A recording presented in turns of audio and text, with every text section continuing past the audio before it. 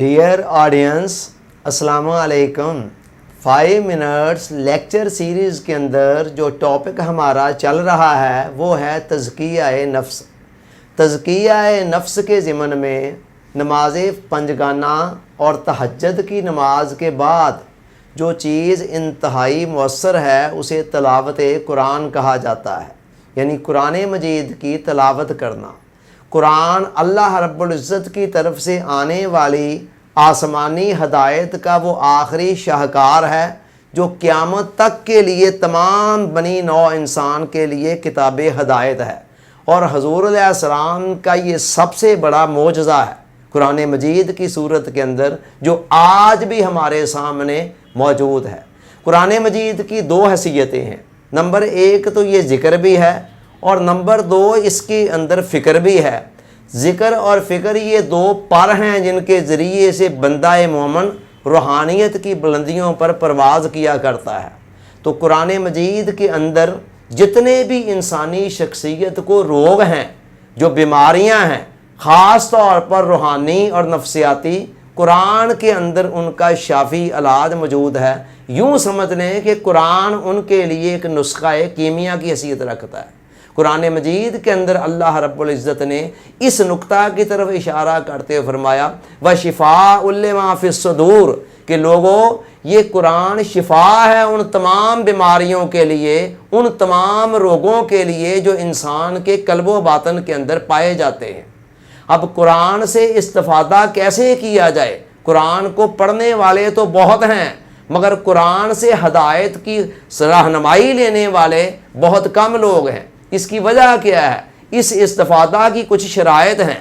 قرآن مجید میں بتایا گیا الذین یتلونہ حق تلاوتہ اولئک یؤمنون بہ، فرمایا کہ وہ لوگ جو قرآن کی تلاوت اس طرح کرتے ہیں جیسے تلاوت کا حق ہوتا ہے، یہی وہ لوگ ہیں جو قرآن پر صحیح معنوں میں ایمان لانے والے ہیں، اور یہی لوگ ہیں جو قرآن کی ہدایت سے صحیح معنوں میں استفادہ کرنے والے ہیں۔ اب تلاوت کا حق کیا ہے؟ اس ضمن میں کئی باتیں کہی جا سکتی ہیں، مگر 3 چیزیں بطور خاص تلاوت کے اس حق کے اندر آتی ہیں۔ نمبر 1، قرآن کی تلاوت جب کی جائے تو اسے کتاب ہدایت سمجھ کر پڑھا جائے، نہ یہ کہ صرف کتاب ثواب کے طور پر پڑھا جائے یا جسٹ ایک عادت کے طور پر، ایک روٹین کے طور پر نہ پڑھا جائے، بلکہ جب اسے پڑھا جائے تو پڑھتے وقت انسان کی نیت یہ ہونی چاہیے کہ میں نے اس کتاب سے اپنی زندگی کو سنوارنے کے لیے ہدایت اور رہنمائی کا سامان لینا ہے۔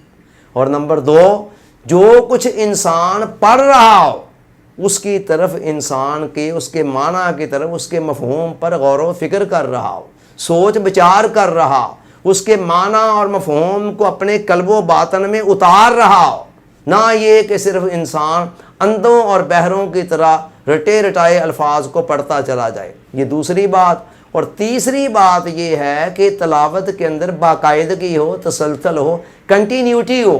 یہ نہ ہو کہ بندہ ایک دن پڑھ دے پھر ہفتہ چھٹی، پھر ایک دفعہ پڑھ دیا پھر کوئی 15 دن چھٹی کر دی، ایسے نہیں ہونا چاہیے، بلکہ قرآن مجید کی تلاوت کے اندر ایک باقاعدگی ہونی چاہیے، اور قرآن کے ساتھ ایک قلبی تعلق انسان کو استوار کرنا چاہیے۔ اور مزے کی بات یہ ہے کہ بندہ چاہے PhD ہو یا معمولی سے علم والا ہو، اگر وہ قرآن کے ساتھ ایک قلبی تعلق استوار کر لیتا ہے تو اپنے ظرف اور استعداد کے مطابق قرآن سے ہدایت اور رہنمائی کا سامان وہ لے لے گا۔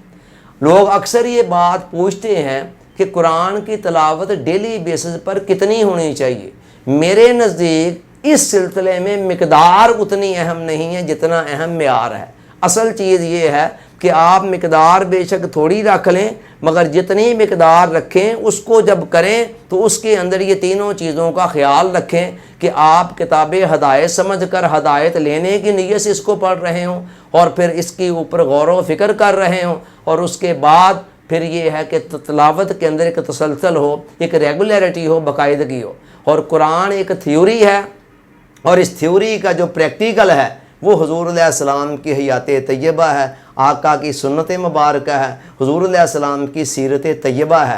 اگر اس تھیوری اور پریکٹیکل کو جمع کر دیا جائے تو پھر انسان کے گمراہ ہونے کے چانسز ختم ہو جاتے ہیں۔ یہی بات ہے جو حضور علیہ السلام نے فرمائی کہ میں تمہارے درمیان 2 چیزیں چھوڑ کر جا رہا ہوں، ایک قرآن اور دوسری اپنی سنت، جو بندہ ان کو تھام لے گا وہ کبھی گمراہ نہیں ہوگا۔ اللہ تعالیٰ سوچنے، سمجھنے، یاد رکھنے، عمل کی توفیق عطا فرمائے، آمین۔ آپ کا بہت بہت شکریہ۔ السلام علیکم۔